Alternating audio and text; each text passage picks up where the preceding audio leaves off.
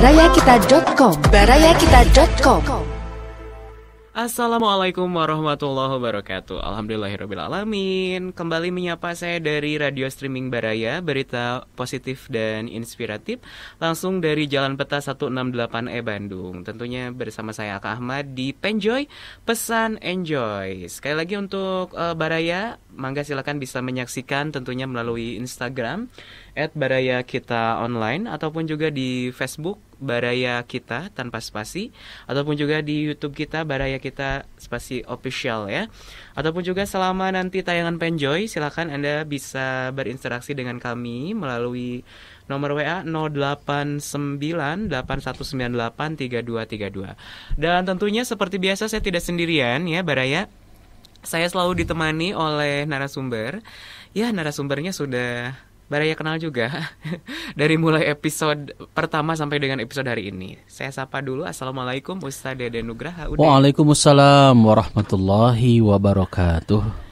Ya, gimana kabarnya udah hari ini? Alhamdulillah sehat walafiat. Ya, Kakak sehat juga? Alhamdulillah. Tapi ini kok tidak memakai batik lagi? Batik? Kan udah. Oh, udah. Sebetulnya baju ini juga udah tayang sih. Oh gitu. Nah, pas diingat-ingat tadi di jalan udah tayang, tapi gak apa-apa lah. Oke. Tidak masalah ya. Tidak masalah ya. Oke, dan seperti biasa Baraya, ini kita akan membawakan satu tema atau satu topik pembahasan yang judulnya itu adalah semua karena kehendaknya, semua karenanya, gitu kan? Nah, di sini pastinya akan membahas mengenai apapun ya, apa yang kita miliki, apapun yang terjadi, termasuk diri kita adalah milik Allah Subhanahu wa taala. Adalah kuasa Allah Subhanahu wa taala. Jadi kadang kita punya rencana, tapi Allah lah yang menentukan. Seperti apa? Mungkin Baraya punya pengalaman ya, misalkan mau sharing dengan kita ataupun juga punya pertanyaan seputar kenapa gitu kan. Kadang kita sudah merencanakan sebaik mungkin, sudah melaksanakan plan A, plan B, plan C, tapi ternyata takdir Allah berkata lain. Nah, ini bagaimana dan seperti apa? Tentunya kita akan bahas bersama dengan Ustaz Dede Nugraha. Silakan Ude. Baik, terima kasih banyak. Hamdan wa syukran lillah, asyhadu an la ilaha illallah wahdah la syarikalah wa asyhadu anna Muhammadan abduhu wa rasuluh. Alladzi la nabiyya ba'dah, amma ba'd. Alhamdulillah, Baraya kita yang Allah Subhanahu wa taala muliakan. Kita di sini begini dan saat ini adalah atas izin Allah Subhanahu wa taala. Tidak ada yang kebetulan. Dalam bahasa Sunda teu aya nu kaleresan, ya. Tidak ada yang kebetulan. Semua pasti ada hikmahnya, semua dengan izin Allah Subhanahu wa taala. Bersendikan kalimat tauhid la ilaha illallah, tidak ada Tuhan selain Allah, menjadikan kita dalam kudrat ini untuk mengabdi kepada Allah. Maka kita berbuat karena atas perintah Allah dan mengharapkan ridho Allah. Kejadian pencurian pun terjadi atas izin Allah. Tapi kita tahu bersama mencuri itu tidak diridhoi oleh Allah. Bagi kita yang kecurian atau kehilangan, tentu ridho terhadap takdir Allah, hingga Allah pun ridho pada diri kita semua. Tentang semua atas izin Allah ini disebutkan di dalam Al-Quran, surat Al-An'am, surat ke-6 ayat 59. A'udzubillahi minasyaitonirrajim. Wa indahu mafatihul ghaibi la ya'lamuha illahu wa ya'lamu ma fil barri wal bahr wa ma tasqutu min waraqatin illa ya'lamuha wa la habbatin fi dhulumatil ard wala ratbi wala yabisin illa fi kitabim mubin.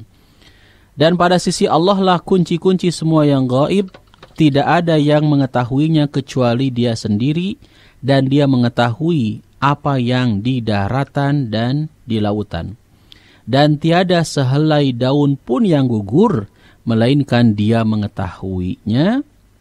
Dia mengetahuinya pula, dan tidak jatuh sebutir biji pun dalam kegelapan bumi, dan tidak sesuatu yang basah atau yang kering, melainkan tertulis dalam kitab yang nyata, Lauhul Mahfuz. Baraya yang Allah Subhanahu wa taala muliakan, pada ayat yang lain juga disebutkan bahwa kunci-kunci perkara yang gaib itu ada 5. Ini merujuk kepada keterangan dalam Al-Quran surat Luqman ayat 34. Inna allaha indahu ilmus sa'ah wa yunazzilul ghaitha wa ya'lamu ma fil arhami wa ma tadri nafsum madza taksibu ghadan wa ma tadri nafsum bi ayyi ardin tamut innallaha alimun khabir. Kunci-kunci perkara yang gaib itu ada 5. Tidak ada yang mengetahuinya kecuali hanya Allah, yaitu yang disebutkan oleh firman-Nya, sesungguhnya Allah hanya pada sisinya sajalah pengetahuan tentang hari kiamat. Pertama, hari kiamat. Yang kedua, dialah yang menurunkan hujan. Yang ketiga, mengetahui apa yang ada dalam rahim. Yang keempat, tiada seorang pun yang dapat mengetahui apa yang akan diusahakannya besok. Dan yang kelima adalah tiada seorang pun yang dapat mengetahui di bumi mana dia akan mati. Sesungguhnya Allah Maha mengetahui lagi Maha mengenal. Berkaitan dengan ayat ini, baraya yang Allah muliakan, Ibnu Abbas radhiyallahu anhu menjelaskan bahwa tiada sehelai daun pun yang gugur melainkan Dia, Allah, mengetahuinya. Juga tidak ada sebuah pohon pun, baik di daratan maupun di lautan, melainkan ada malaikat yang diperintahkan untuk menjaganya. Malaikat itu mencatat daun-daun yang gugur dari pohon itu. Kata Ibnu Abu Hatim, beliau menambahkan bahwa tidak ada satu pohon pun di bumi, tidak pula sebuah biji pun yang ditanam, melainkan padanya terdapat malaikat yang ditugaskan oleh Allah untuk melaporkan kepadanya apa yang terjadi pada pohon itu, termasuk mengenai masa lembabnya apabila mengalami kelembaban dan masa keringnya apabila mengalami kekeringan. Nah, karena semua atas izin Allah dan diketahui oleh Allah, maka marilah kita lebih berhati-hati lagi dalam berkata dan bertindak. Mengapa? Agar selalu selaras dengan tuntunan Allah. Juga tidak menyandarkan segala sesuatunya pada orang lain atau pada diri sendiri, namun menyandarkannya mutlak kepada Allah. Karena semua sudah tercatat, kita juga taunya setelah terjadi, maka tidak ada sedikit pun rasa suudzon, prasangka buruk, menolak takdir, dan seandainya begini, seandainya begitu, karena semuanya berlangsung atas izin Allah Subhanahu wa taala semata. Segala mudarat dan manfaat baraya yang Allah Subhanahu wa taala muliakan, segala anugerah dan musibah terjadi atas izin Allah. Jadi tidak perlu cemas berlebihan, berharap berlebihan, semuanya wajar saja, semua pasti ada hikmahnya, tinggal kita tingkatkan tawakal kita kepada Allah Subhanahu wa taala semata. Untuk itulah marilah kita menggapai ridho Allah di setiap waktu, tempat dan kesempatan, dan kita berharap jangan sekejap pun terlepas dari Allah Subhanahu wa taala. Seperti ada doa Kak ya. Doa pagi dan sore yang diajarkan Nabi sallallahu alaihi wasallam. Ya Hayyu ya Qayyum bi rahmatika astaghitsu wa aslih li sya'ni kullah wa la takilni ila nafsi tarfata 'ainin abada. Ya Allah, wahai yang maha hidup, wahai yang berdiri sendiri tidak butuh segala sesuatu, dengan rahmat-Mu aku minta pertolongan, perbaikilah segala urusanku dan jangan diserahkan kepadaku sekalipun sekejap mata tanpa mendapat pertolongan darimu selamanya. Semoga dengan izin Allah baraya kita selalu mendapatkan ridho Allah selamanya dengan kunci tadi ya, sesuai dengan judul tema yang disampaikan oleh Aka, semua atas kehendak Allah. Oke, nah itu baraya tadi sudah dijelaskan oleh Ude mengenai beberapa tanda-tanda kekuasaan Allah ya, mulai dari daun ya yang berguguran, kemudian bahkan sekecil apapun hewan atau makhluk hidup, semua itu adalah mendapatkan rezeki, mendapatkan takdirnya masing-masing itu atas izin Allah. Bahkan tadi terjadinya pencurian pun atas izin Allah seperti itu ya.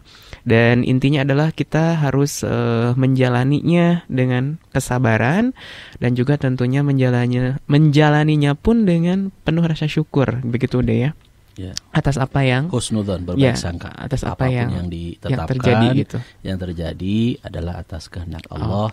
Dan kita pun Kak berpikir yang terbaik saja. Allah kan tidak akan memberikan beban kecuali ujian, kecuali sesuai dengan kesanggupan kita. Okay. Dan prinsip orang mukmin itu kan, kalau dikasih musibah kita sabar maka baik buat kita. Ketika dikasih karunia, anugerah, kemudian kita syukur, maka baik pula untuk kita. Oke. Nah, ini tadi berkaitan dengan penciptaan alam semesta dan lain-lain ya. Nah, kalau kita kaitkan dengan diri kita gitu kan, tanda-tanda Allah berkuasa atas diri kita tentunya ada ya udah ya. Iya. Tanda-tanda kekuasaan Allah pada diri manusia tentu banyak sekali ya. Okay. Kalau kita perhatikan di surat Fussilat ayat 53, kata Allah, kami akan memperlihatkan kepada mereka tanda-tanda kekuasaan kami di segala wilayah bumi dan pada diri mereka sendiri, hingga jelas bagi mereka bahwa Al-Quran itu adalah benar.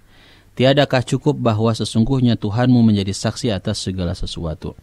Jadi di surat Fussilat ayat 53 ini, ayat ini mengingatkan kita bahwa untuk meyakini keakbaran dan kekuasaan Allah serta mengimani Al-Quran sebagai wahyu dari Allah, cukup banyak tanda-tanda dan bukti-bukti yang kuat, baik yang ada di alam semesta atau pada diri manusia itu sendiri. Nah, di samping bukti Rabb Allah terhadap diri manusia yang telah diuraikan, kita tentu mengetahui pula tanda-tanda kekuasaan Allah yang ada pada diri manusia. Tentu saja Kak, tidak mungkin seluruhnya diungkapkan ya, dan ini hanya sebagian kecil saja ya. Sebagian kecil. Apa saja? Yang pertama adalah ruh. Okay. Kedua, akal ya. Yang ketiga, tanda-tanda kekuasaan Allah pada diri kita sebagai manusia adalah Allah berikan kepada kita mata dan telinga. Okay. Kemudian Allah ciptakan sidik jari, ya, Masya Allah.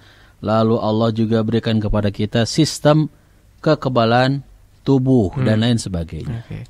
Itu salah satu atau beberapa dari tanda-tanda Allah memiliki kekuasaan pada diri kita, begitu ya. Betul. Jadi saya pernah dengar itu deh ya, dari Allah kembali ke Allah gitu kan.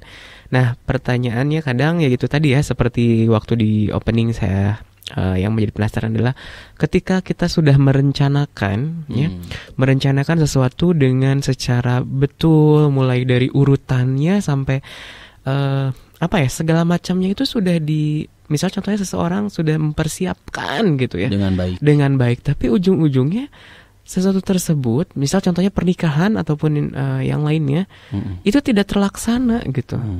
Nah, itu kaitan dengan pembahasan kita hari ini, berarti seperti tadi udah katakan, itu untuk supaya kita bisa menerimanya bagaimana gitu. Ya, tadi yang diungkapkan tentu tidak ada satu pun daun yang terjatuh ataupun yang gugur kan kecuali atas izin Allah. Ketika Anda, Baraya, sudah merencanakan sesuatu dengan matang, dengan baik gitu kan. Dan memang kita diwajibkan untuk berikhtiar maksimal. Jangan sampai kemudian ada pemahaman-pemahaman keliru yang kita miliki ketika seseorang akan berikhtiar berusaha.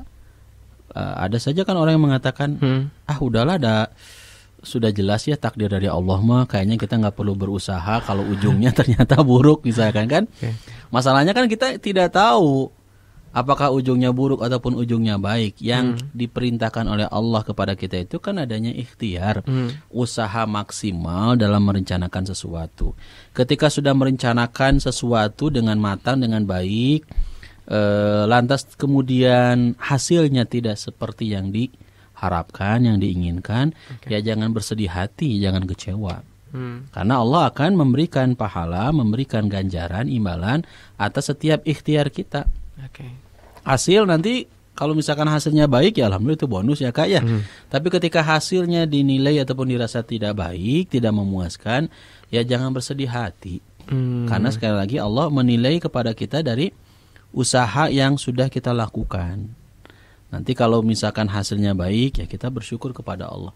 Kalaupun tidak baik, kita pun berhusnudzon, berbaik sangka kepada Allah, prasangka baik, positive thinking, bahwasanya mungkin ya ini adalah yang terbaik untuk kita juga. Oke. Jadi kadang suka berpikir bahwa kalau saya pribadi itu ada makna yang kita tidak tahu dalam sebuah peristiwa yang terjadi. Betul, begitu ya, Ude. Betul.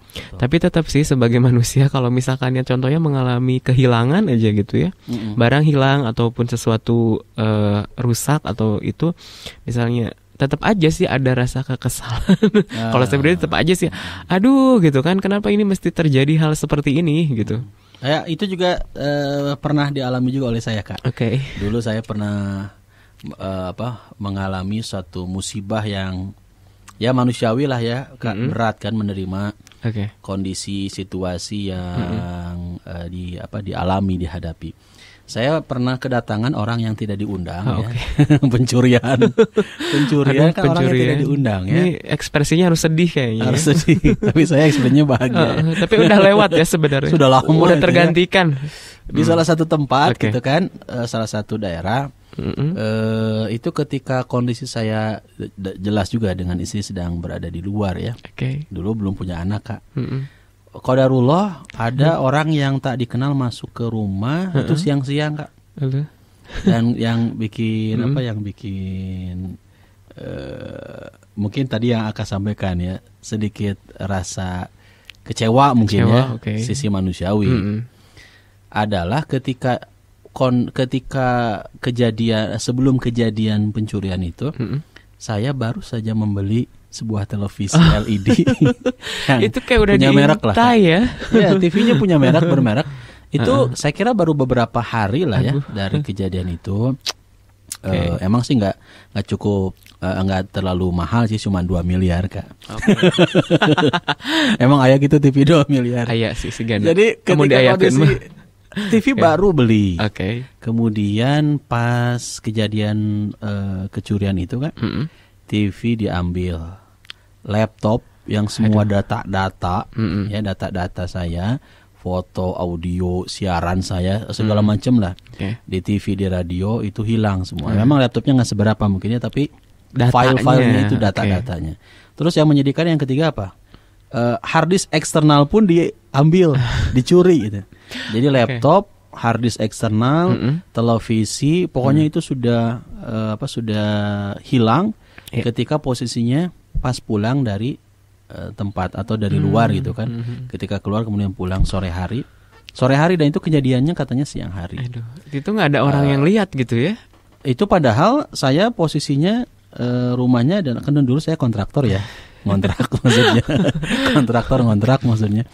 Rumahnya itu berdempetan dan ada 4 rumah yang saling berdekatan. Dan itu setahu saya mereka gak semuanya kerja. Jadi ada yang memang ibu-ibu yang tidak kerja gitu kan, ibu rumah tangga gitu. Ya, yang anehnya kok kenapa gitu mereka yang tetangga dekat, yang tetangga samping itu tidak tahu kejadian tersebut. Tidak gitu. Curiga mungkin. Ya tentu lagi-lagi kita pun berhusnudzon sajalah kepada Allah, berbaik sangka, kita pun ridho atas ketetapan ini, dan kita mengembalikan segala musibah itu kepada diri kita. Mungkin banyak dosa, semoga menjadi penghapus dosa, pelebur dosa, sehingga ketika itu sudah terjadi ya sudah, kita relakan saja. Tapi alhamdulillahnya mungkin bisa terganti dengan yang lebih udah. Ya, ketika musibah itu terjadi kan kita dianjurkan untuk berdoa kepada Allah dengan doa istirja ya. Inna lillahi wa inna ilaihi raji'un. Sesungguhnya kami milik Allah dan sesungguhnya kami akan kembali kepada Allah. Allahumma ajurni fi musibati wa akhluf li khairan minha. Ya Allah, berikanlah ganjaran terhadap musibahku serta gantilah dari musibah yang terjadi itu dengan yang lebih baik dari itu. Dan alhamdulillah memang ada hikmahnya lah. Iya.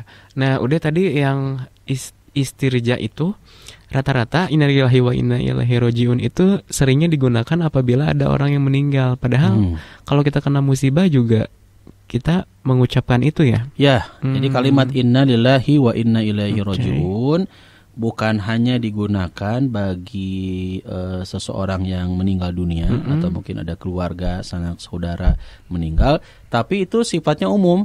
Musibah apapun yang terjadi, maka katakanlah alladzina idza asabathum musibah, kan orang-orang yang apabila ditimpa musibah qalu, mereka berkata inna lillahi wa inna ilaihi rajiun.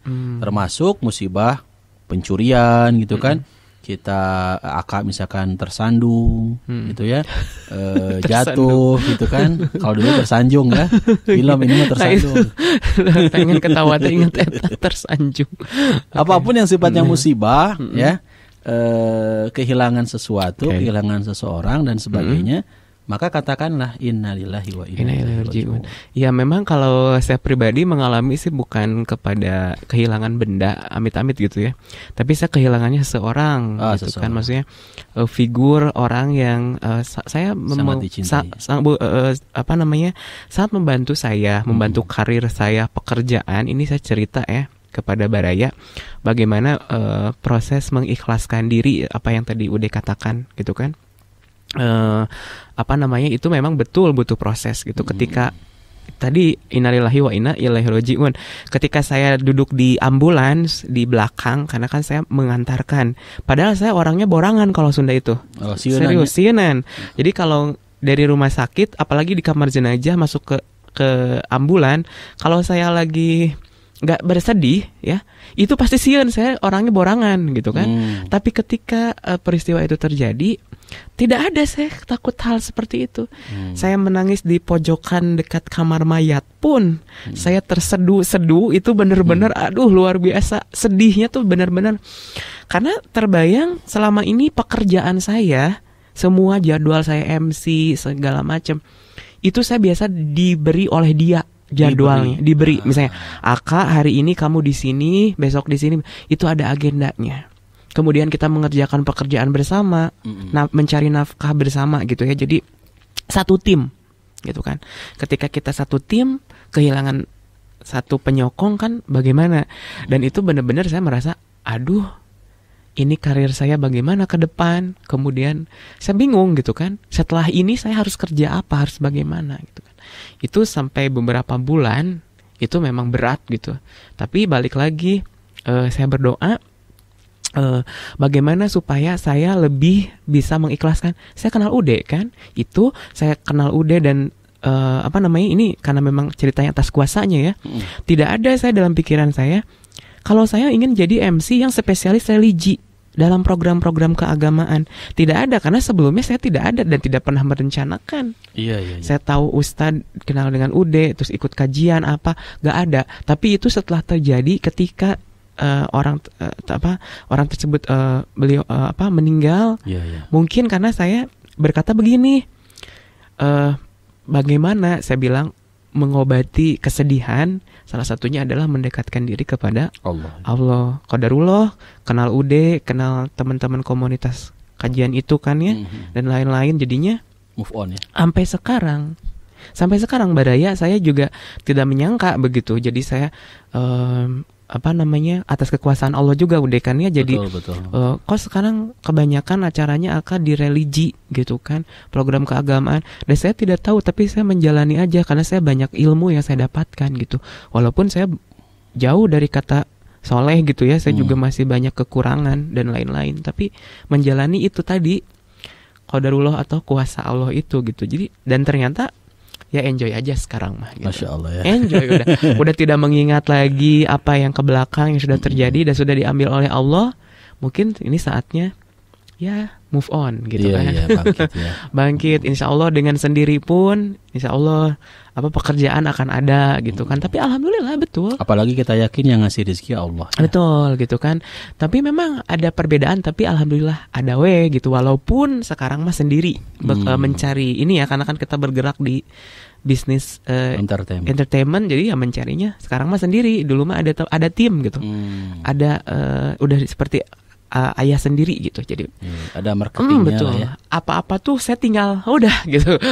Biasa nyaman dulu. Betul. Zona nyaman gitu karena itu. Jadi ya itu ya, inilah Baraya. Nah, kalaupun Baraya juga punya kisah yang memberikan inspirasi ya, karena ya inspiratif nih, mangga silakan ya Baraya, boleh mau cerita pernah bangkit dari keterpurukan ya, ataupun juga mencoba mengikhlaskan sesuatu karena kehilangan, tadi seperti Ude mengalami kehilangan juga, kehilangan barang-barang gitu kan.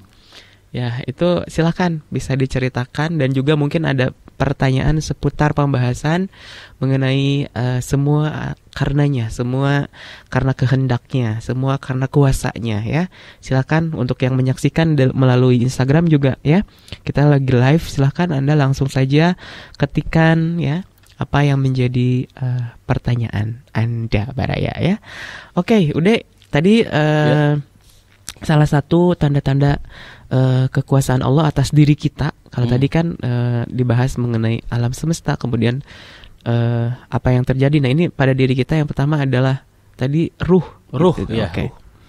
Ruh, apa itu ruh? Nah, itu. Saya juga nggak tahu nih. Roh ya, kalau Sunda mah roh cenah. Sebetulnya bahasa yang tepatnya adalah ruh.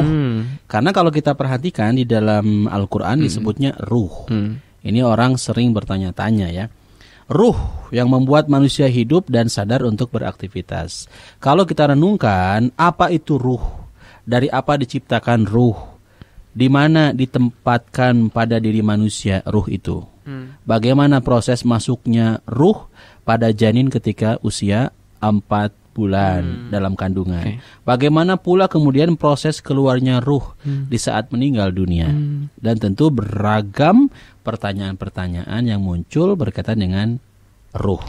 Semua itu masih menjadi misteri, jangankan yang awam, ternyata para ahli filsafat saja belum mampu menjawabnya.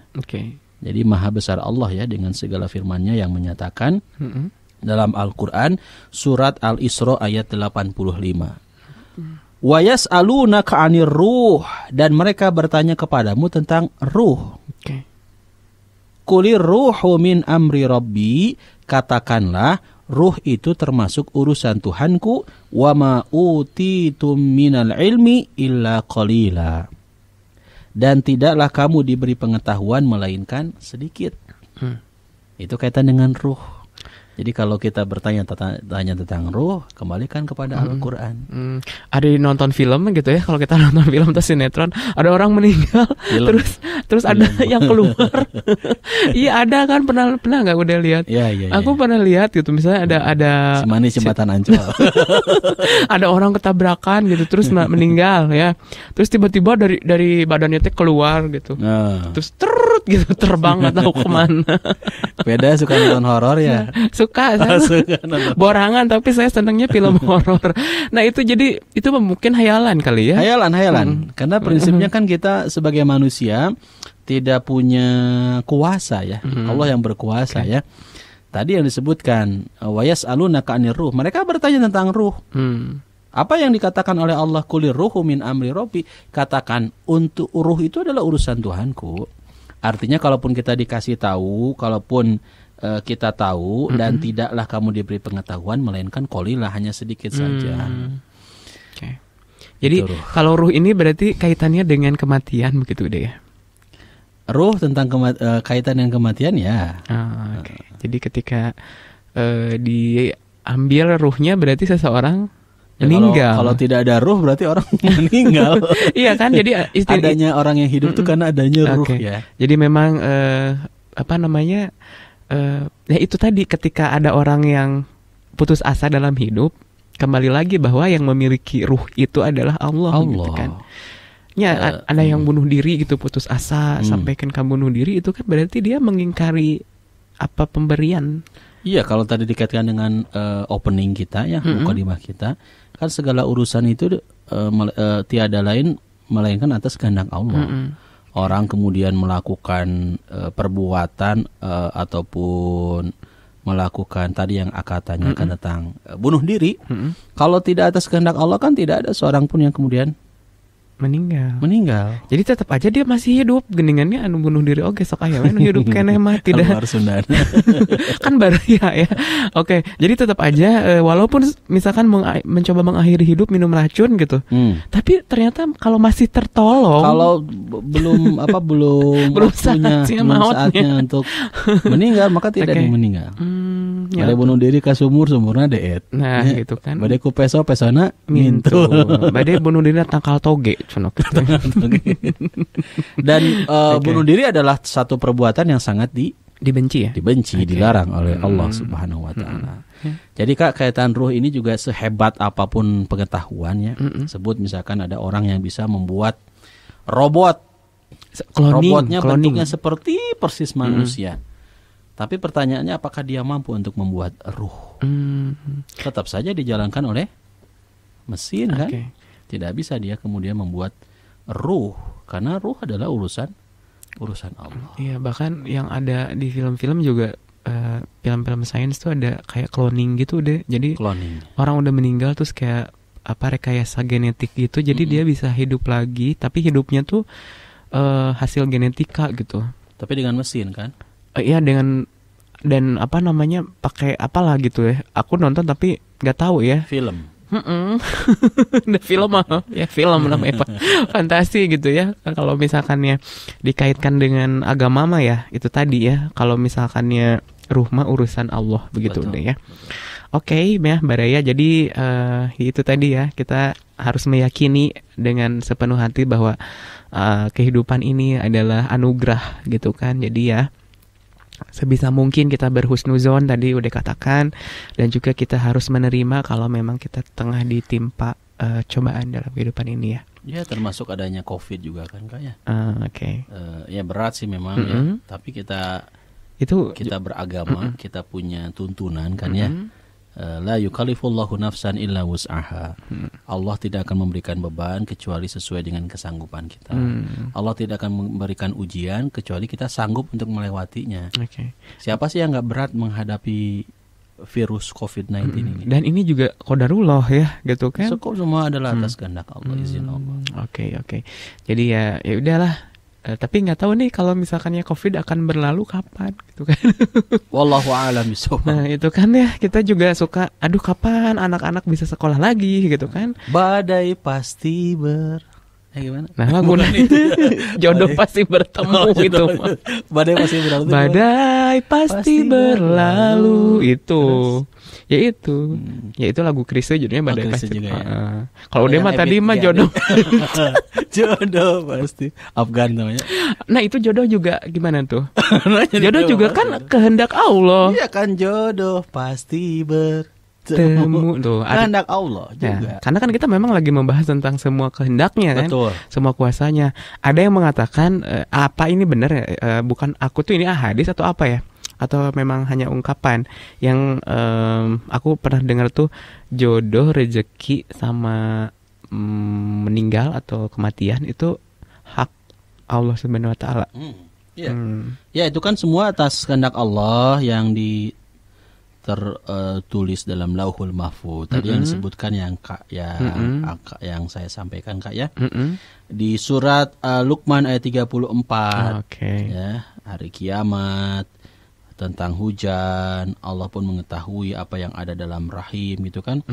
Tiada seorang pun yang dapat mengetahui apa yang akan diusahakannya besok kan, itu misteri. Tiada seorang pun yang dapat mengetahui di bumi mana dia akan meninggal pun misteri. Termasuk kaitan dengan jodoh, rezeki, kematian pun adalah bagian dari misteri yang kita semua tak tahu kapan itu akan terjadi. Oke, jadi jangan bersedih ya buat yang belum memiliki jodoh. Kalau yang sudah, tapi kan bersyukur, kita diperintahkan untuk mencari kan, berikhtiar. Tapi kalau berikhtiar sudah tapi kita terkadang gagal berkali-kali, mungkin ya memang belum ada jodohnya gitu. Betul. Oke lah, itu mah ada curcor pengalaman hidup. Pengalaman pribadi ya. Tapi tidak masalah, tidak apa-apa ya. Kita harus tetap semangat. Oke, Baraya, silakan. Baraya, kalau misalkan ada pertanyaan, silakan ya.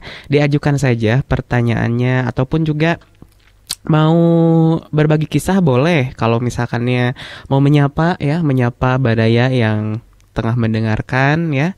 menyaksikan karena kita tentunya visual ya, maka silakan bisa langsung DM ataupun juga langsung komen ataupun juga bisa langsung kirim pesan di Facebook ya, karena kita live di Facebook. Nah, itu tadi yang pertama adalah tanda-tanda kekuasaan Allah pada diri kita adalah ruh. Kemudian udah yang kedua? Yang kedua adalah Allah berikan kepada kita akal. Oke. Ya, akal. Nah, salah satu kelebihan manusia itu daripada makhluk yang lainnya adalah akal. Oke. Nah, udah ini ada pertanyaan. Alhamdulillah. Ya. Alhamdulillah, lanjut ya. Assalamualaikum untuk Teh Yeni dari Cimahi, menyaksikan melalui Facebook ya. Facebook Baraya kita. Assalamualaikum Pak Ustadz. Waalaikumsalam. Ya, Pak Ustadz Deden ya. Aku minta solusi nih. Yang pertama, sebelum mengalami kejadian ini, hidup aku biasa-biasa aja. Tapi setelah ada salah satu anggota keluarga kami yang mengalami kejadian sakit yang luar biasa, setelah itu aku selalu teringat terus. Khawatir aku juga mengalami sakit yang sama. Untuk mengatasi hal ini, aku mesti gimana? Jadi Teh Yani ini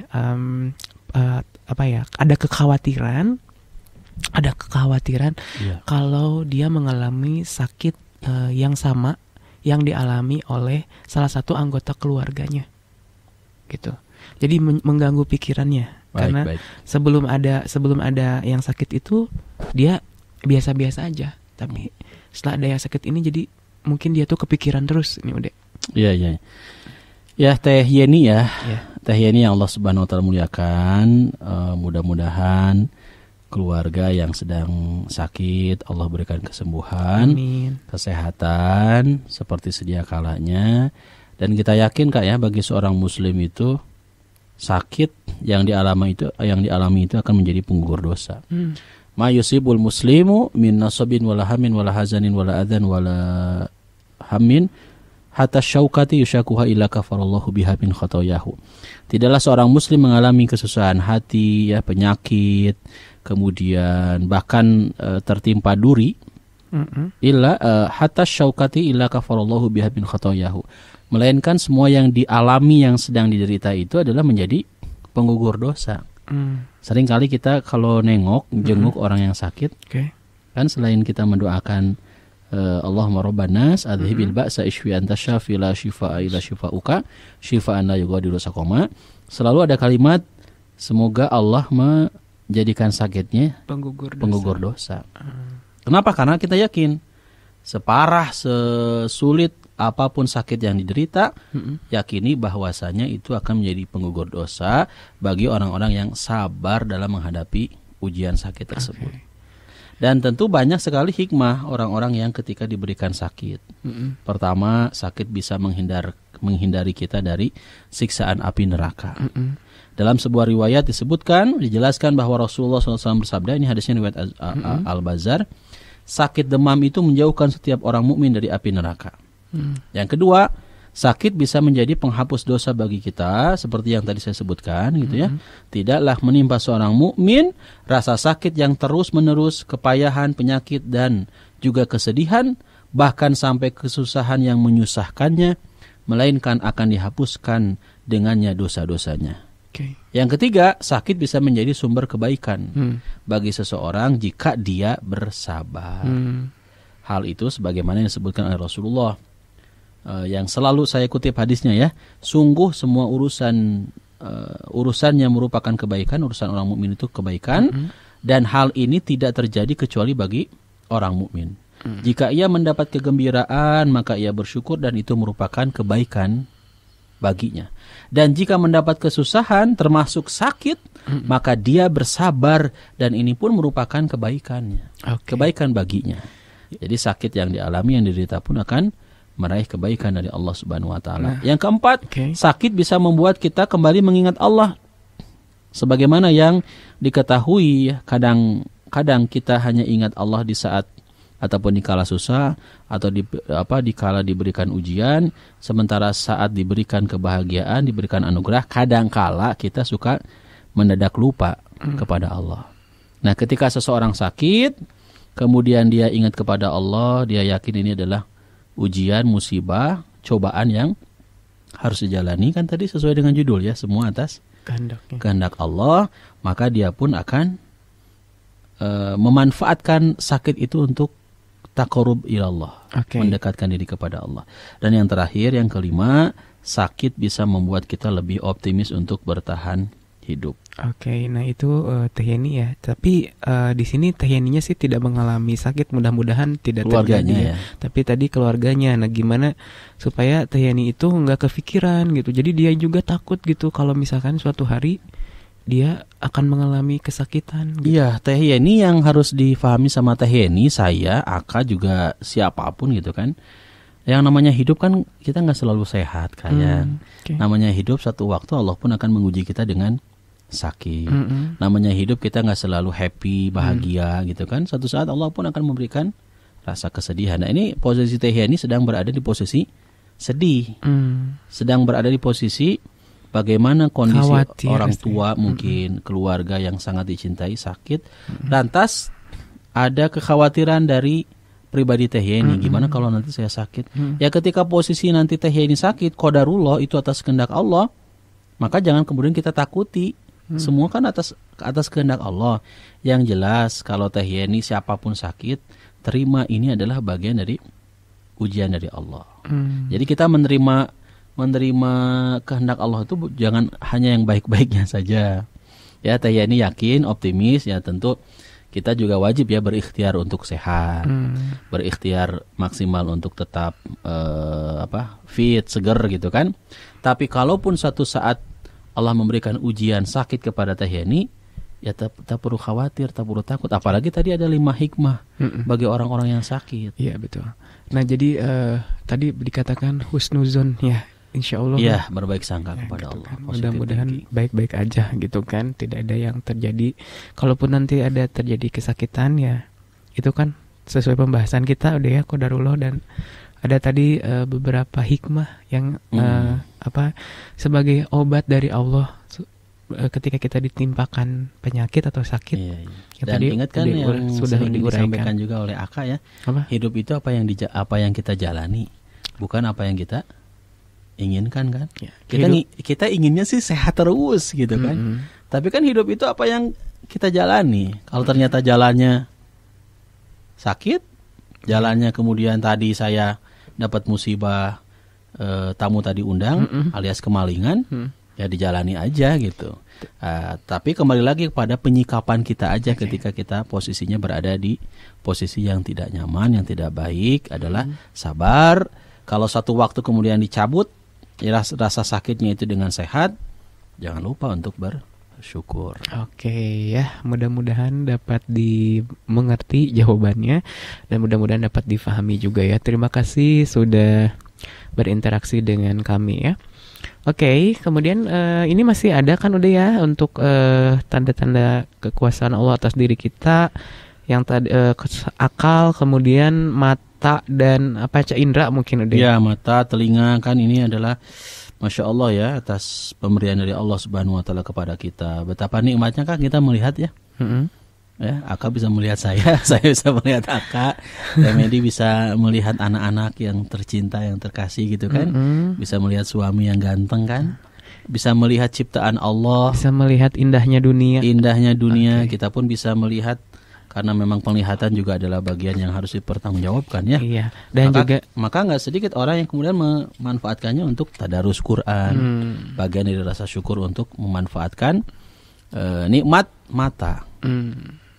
Telinga pun demikian nikmatnya ya. Aka, Masya Allah ini pendengar kita, baraya kita kan, Insya Allah masih bisa jelas kan mendengar bahasan kita kan. Alhamdulillah. Iya, alhamdulillah. Artinya kita bersyukur. Anda dengar suara kita jelas. Nah, tapi kadang kembali lagi nih dalam kehidupan sekarang gitu kan, ada beberapa orang justru tidak bersyukur, tidak mensyukuri begitu. Jadi misalnya kita kan alhamdulillah kalau saya mah diberikan kesempurnaan gitu kan, mata 2 gitu kan, telinga 2 gitu kan, hidung 1, mulut 1 gitu kan, berfungsi semuanya alhamdulillah. Tapi ada juga orang yang sudah memiliki yang bagus ya, kan ada ketidakpuasan. Contohnya misalkannya matanya sudah berkantung, diperawatan, dihilangin, dioperasi diiniin lagi supaya nggak kendur kantung mata. Ada juga hidung, sudah Allah ciptakan seperti itu, dirubah lagi pengen mancung. Ada rahang, sudah Allah ciptakan seperti itu, dibikin lancip. Biar apa? Tirus, gitu kan? Bukan virus ya. Tirus. Nah, itu gimana udah kan itu semua adalah milik Allah. Tubuh kita, ya, apa yang ada dalam diri kita milik siapa sih? Dan milik Allah gitu kan? Allah yang menciptakan. Lalu ada beberapa atau sebagian orang yang merasa kurang puas, kurang bersyukur, sehingga dia mengoperasinya gitu. Mundina mobil mah, mundina motor mah direparasi ke bengkel gitu. Iya kan gitu kan, ya dimodif cenah gitu. Itu gimana udah? Ya kalau kita buka di surat At-Tin kan jelas ya, kayak laqad khalaqnal insana fi ahsani taqwim. Sungguh kami telah menciptakan manusia itu dalam kondisi yang sangat sempurna. Jadi ketika Allah sudah berikan dalam posisi kondisi yang seperti yang kita rasakan hari ini, ya tentu kita bersyukur. Ya, cara bersyukurnya adalah dengan memanfaatkan semaksimal mungkin atas setiap yang Allah berikan kepada kita. Masalah tadi yang Aka sebutkan, sampaikan, ya tentu jangan sampai jadi sebuah menjadi seorang hamba yang tak mensyukuri atas karunia yang Allah berikan. Ya kalau merawat membeda lagi ya. Merawat beda perawatan sih. beda lagi. Mungkin ingin agak. Kalau perawat mah ya mensyukuri. Merawat bagian dari mensyukuri. Betul, kan. Tapi merubah tuh. Nah, kalau merubah ya tidak diperkenankan. Tapi kalau merawat biar istilahnya glowing itu. Iya.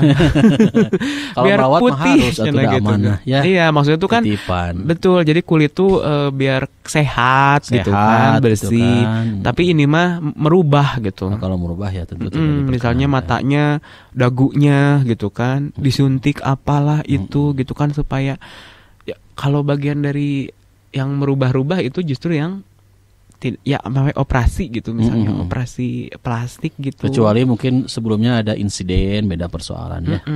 Kalau ada insiden kecelakaan, kemudian dokter menyarankan untuk melakukan amputasi, tindakan operasi dan sebagainya, itu beda persoalan.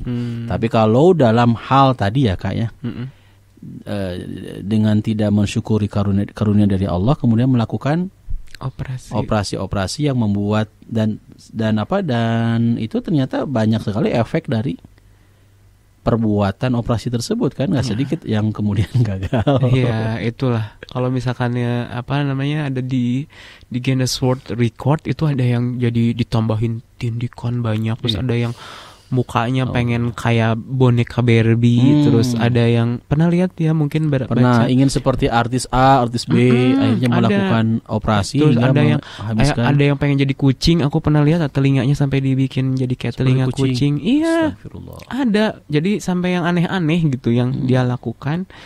Ya mungkin itu fantasi dia yang ingin dia wujudin, sampai habis berapa miliar mungkin untuk operasi seperti itu. Ada yang orang sampaikan, ada yang ininya dikikis gitu, rahangnya tuh dikikis biar kayak boneka gitu. Ada itu enggak, itu benar ya. Kalau dikaitkan dengan pembahasan kita mah itu sangat tidak menyalahi takdir Allah ya. Sangat tidak bersyukur ya, karena atas apa yang Allah berikan gitu. Merawat, kalau perawatan mah iyalah, kita juga sering ya perawatan, memberikan vitamin untuk wajah gitu kan. Itu mah ada perawatan gitu kan. Bagaimana supaya kita sehat gitu kan ya.